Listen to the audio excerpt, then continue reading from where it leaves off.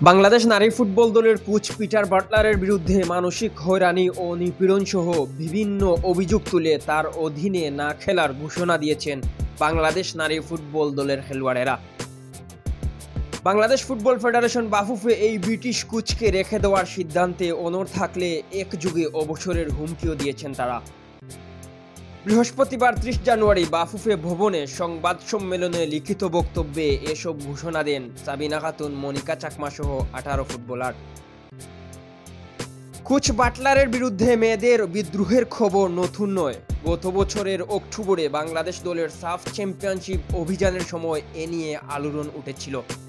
তবে কোচকে নিয়ে মেয়েদের বিদ্রোহ চূড়ান্ত রূপ পেয়েছে এ সপ্তাহে। গত সোমবার বাটলার ঢাকায় ফিরে মঙ্গলবার টিম মিটিং ডাকলে মেয়েরা তাতে অংশ নেননি। বৃহস্পতিবার সকালে বাটলার জিম সেশন আয়োজন করলে তাতে বাফুফে ভবনে অবস্থিত ক্যাম্পে থাকা 29 খেলোয়াড়ের মধ্যে মাত্র 12 জন অংশ নেন। সন্ধ্যার পর বাকি 17 জন ভবনের নিচে এসে সাংবাদিকদের মুখোমুখি হয়ে একটি লিখিত বক্তব্য দেন।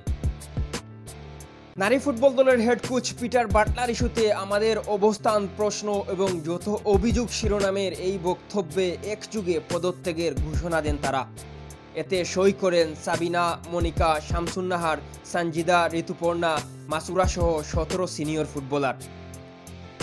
লিখিত বক্তব্যে বিভিন্ন অভিযোগ তুলে ধরে শেষে লেখা হয়, আমরা আশা করছি বাফুফের মাননীয় সভাপতি বিষয়টি গুরুত্ব সহকারে নিয়ে আশু সমাধানের ব্যবস্থা নেবেন। এর আগ পর্যন্ত আমরা পিটারের অধীনে কোনো ট্রেনিং ক্যাম্পে অংশ নিব না।